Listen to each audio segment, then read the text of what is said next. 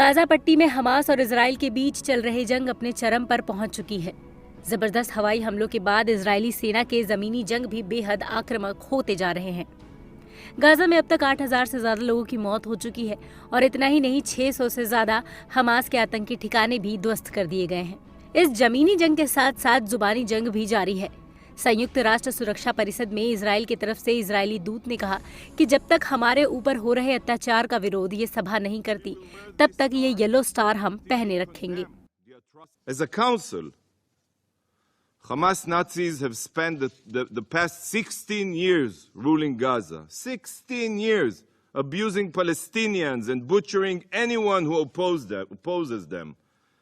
When Hamas took power in Gaza in 2007, you all know it very well, they murdered hundreds of Palestinians with their own hands.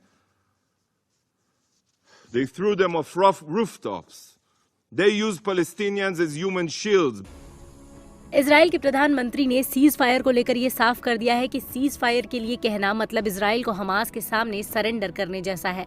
तो Israel के लिए अभी किसी भी हालात में सीज फायर का कोई मतलब नहीं बनता है। Unless we, the civilized world, are willing to fight the barbarians. Because the barbarians are willing to fight us. And their goal is clear.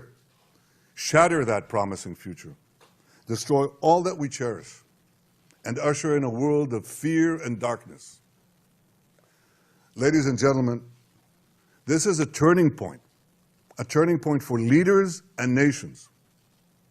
It is time for all of us to decide if we are willing to fight for a future of hope and promise. इसका मतलब साफ है कि जंग अभी और भी कई चेहरे दिखाने वाला है। इजरायली डिफेंस फोर्स के मुताबिक गाजा पट्टी में जमीनी हमले तेज कर दिए गए हैं।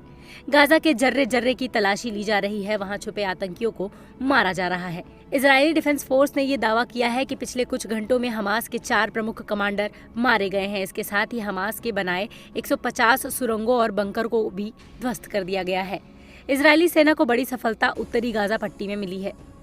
इजराइल ने ये ठान लिया है कि वो हमास को खत्म करके ही मानेगा। बमों की आग और धुआं रह रहकर गाजा के शहरों के सन्नाटे को चीर दे रहा है। हर तरफ से चित्कार उठ रही है। दिन रात सुबह शाम रहकर गाजा में बम गिर रहे हैं। तबाही का ऐसा मंजर दुनिया ने हाल के सालों में शायद ही देखा होगा।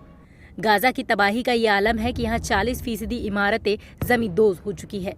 हर तरफ गिरी इमारतों का मलबा है। पानी, बिजली और इंटरनेट सब कुछ कट चुका है। लोग जान की गुहार लगा रहे हैं।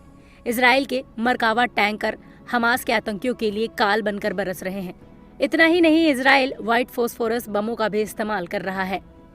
कई देश इस जंग के विरोध में हैं। कई देशों में विरोध प्रदर्शन भी जारी है, लेकिन इजराइल को इससे कोई फर्क नहीं पड़ता, क्योंकि उसे तो बस हमास को मिटाना है। इसके लिए अगर उसे पूरी गाजा पट्टी को तबाह करना पड़े तो उसे कोई फर्क नहीं पड़ता। So watching the video, if you like it, please press the like button, share your views in the comment section, and please subscribe to India News TV for more such updates.